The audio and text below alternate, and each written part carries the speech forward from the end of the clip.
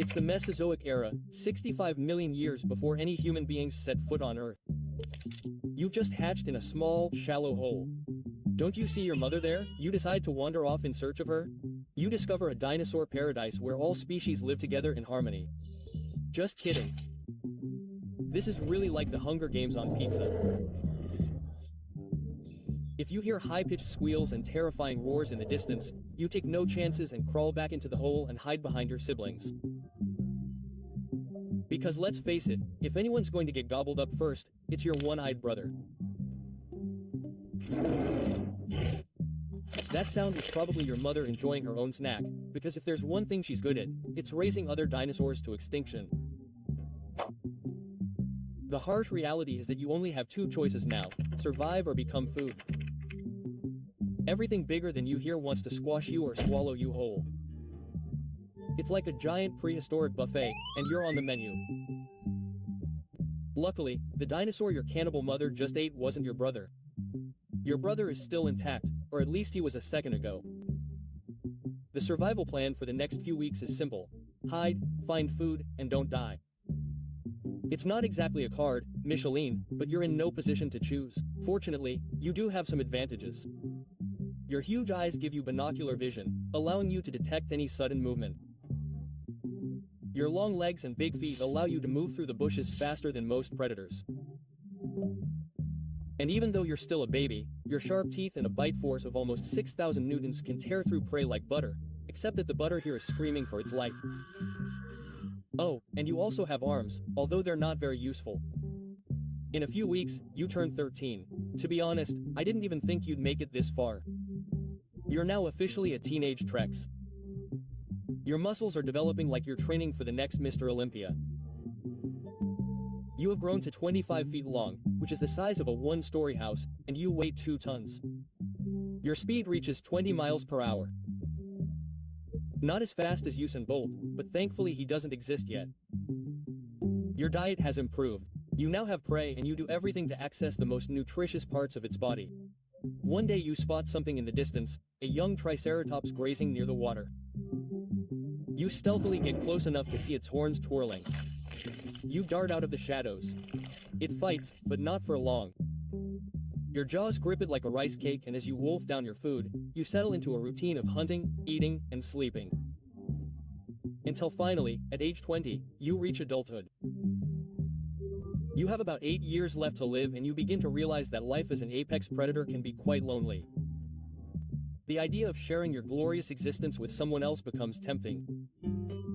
So you set out to find a mate, but there's a problem: competition. You discover that the mating game isn't just about being the biggest and strongest, it's also about strategy, charisma, and even a little bit of theatrics.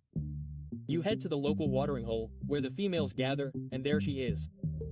A stunning T-Rex with scales that glisten in the sun. She's fierce, confident, and you can't help but gawk as you stare. You need to impress. Your plan is simple. Put on a show off your hunting prowess and agility.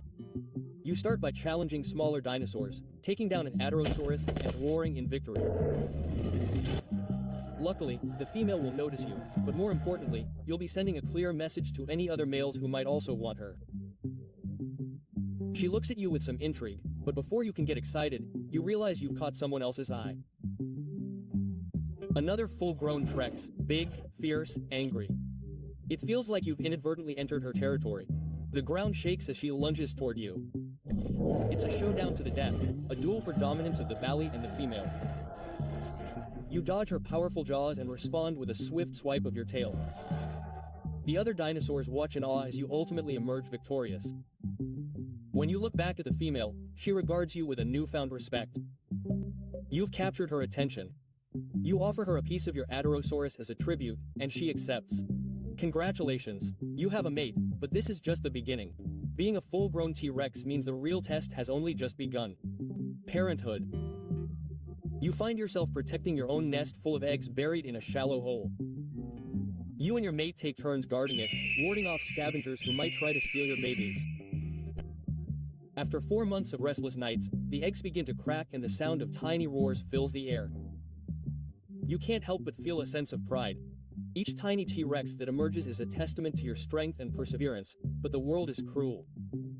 These little ones are a part of you, but they are as helpless as a sloth in a dance competition. You must guide them, protect them, and eventually teach them how to survive. As the seasons pass, you become a legend in the land. Younger dinosaurs whisper tales of the fearsome Treks. You are the prehistoric Baba. You have claimed your dominion, and none dare challenge you. But the years are unforgiving.